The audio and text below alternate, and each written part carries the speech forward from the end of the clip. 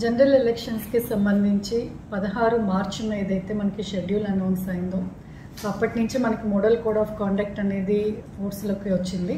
దాని తర్వాత మనకి ఏప్రిల్ 18 నుంచి నామినేషన్స్ అనేది జరిగాయి. ఈ నామినేషన్స్ ముగించిన తర్వాత ప్రచారం క్యాండిడేట్స్ అనే వాళ్ళు మనకి ఫైనలైజ్ అయ్యారు. వారందరూ కూడా ఇన్ని రోజులు ప్రచారం చేస్తూ వచ్చారు. మనకి మే 13న పోల్ డే సందర్భంగా మనకి 6 గంటల వరకు పోలింగ్ జరుగుతుంది. సో 6 గంటలకి ముందు 48 గంటల వరకు మాత్రమే మనకి సైలెన్స్ పీరియడ్ ఉంటుంది. కాబట్టి ఇప్పుడు మనకి ప్రచారం అనేది ముగిసింది. కాబట్టి ప్రతి ఒక్కరు కూడా క్యాండిడేట్స్ కానీ పబ్లిక్ కానీ అందరు కూడా ఎక్కడ కూడా ప్రచారం అనేది ఉండకూడదు. ఈ సైలెన్స్ పీరియడ్లో మనకి 144 సెక్షన్ అమల్లో ఉంటుంది.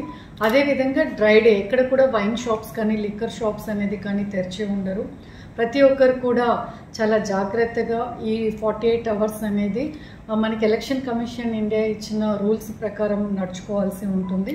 బల్క్ ఎస్ఎంఎస్లు కూడా నిషేధించబడింది. అదేవిధంగా మనకి ఏదైతే 1577 పోలింగ్ స్టేషన్స్ ఉన్నాయో ప్రతి పోలింగ్ స్టేషన్లో కూడా అన్ని సదుపాయాలు కల్పిస్తూ అన్ని చర్యలు తీసుకుంటూ ఓటర్కి ఎటువంటి ఇబ్బంది రాకుండా కూడా మనకి ఎండలు ఎక్కువ ఉన్నాయి కాబట్టి షేడ్ ప్రొవైడ్ చేశాము, డ్రింకింగ్ వాటర్ ప్రొవైడ్ చేశాము. సో అన్ని సదుపాయాలు కల్పిస్తూ పోలింగ్ స్టేషన్స్ని కూడా మనం రెడీ చేసుకోవడం జరిగింది. ఈ పోలింగ్ స్టేషన్స్లో సిబ్బంది ఎవరైతే విధులు నిర్వర్తిస్తారో పోలింగ్ సిబ్బంది వారందరూ కూడా రేపు ఉదయం మనకి అసెంబ్లీ హెడ్ క్వార్టర్స్ నుంచి కాన్స్టిట్యున్సీ హెడ్ క్వార్టర్స్ నుంచి వారికి సంబంధిత పోలింగ్ స్టేషన్స్ రేపు సాయంత్రం లోపల చేరుకుంటారు. 13వ తారీఖు ఉదయం 7 గంటల నుంచి 6 గంటల వరకు మనకి పోలింగ్ జరుగుతుంది. మనకి సిఏపిఎఫ్ బలగాలు వచ్చాయి. క్రిటికల్ పోలింగ్ స్టేషన్స్ ఏదైతే ఉన్నాయో 375 పోలింగ్ స్టేషన్స్కి మనము మైక్రో అబ్జర్వర్స్ని అపాయింట్ చేసుకున్నాము.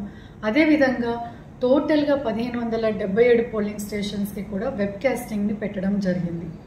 ఎక్కడ ఎటువంటి అవాంఛనీయ సంఘటన జరిగే కూడా పోలింగ్ స్టేషన్ లోపల ఒక వెబ్ కెమెరా పెట్టాము, పోలింగ్ స్టేషన్ బయట ఒక సీసీటీవీ కెమెరా పెట్టడం జరిగింది. సో లోపల కానీ బయట కానీ ఎటువంటి అవాంఛనీయ సంఘటన జరిగా కూడా వెంటనే మనకి రికార్డ్ కూడా క్యాప్చర్ చేసుకోవడం జరుగుతుంది. అదేవిధంగా ఎవరైతే మనకి బ్లైండ్ ఓటర్స్ ఉన్నారో లేదా ఇన్ఫార్మ్ ఓటర్స్ అంటే వారు అసలు కదలలేని వాళ్ళు ఉంటారో వారిద్దరు మాత్రమే కంపానియన్స్ అనేది వాడుకోవచ్చు. అంటే వారికి తోడుగా ఒకరు రావచ్చు. మిగిలిన ఫిజికల్లీ హ్యాండిక్యాప్డ్కి మామూలు సీనియర్ సిటిజన్స్కి ఇది వర్తించదు అక్కడ. కాబట్టి ఇవన్నీ కూడా గమనించుకుంటూ పోలింగ్ ఏజెంట్స్ కానీ పోలింగ్ సిబ్బందికి కూడా అన్ని సూచనలు ఇవ్వడం జరిగింది. సో టోటల్గా ఏంటి అంటే ఒక ఓటు చేయడానికి ఒక ఓటరుకి ఎటువంటి ఇబ్బంది లేకుండా చర్యలు తీసుకుంటూ అన్ని పటిష్ట ఏర్పాట్లు మొత్తం కూడా చేయడం జరిగింది జిల్లాలో. అయితే ఒక free and fair transparent elections జరగడానికి ఒక లెవెల్ ప్లేయింగ్ ఫీల్డ్ అనేది సెటప్ చేశాము జిల్లాలో. సో అందరు కూడా సమాయత్తమై ఓటింగ్ చేయడానికి అందరు కూడా అధికారులు సన్నద్ధమై ఉన్నారు. కాబట్టి ఓటర్ని కూడా మే 13వ తారీఖు ఉదయం 7 గంటల నుంచి 6 గంటల వరకు పోలింగ్ జరుగుతుంది అనేది గుర్తుంచుకొని ప్రతి ఒక్కరు కూడా వారి ఓటు హక్కు వినియోగించుకోవాలని కోరుకుంటున్నాను.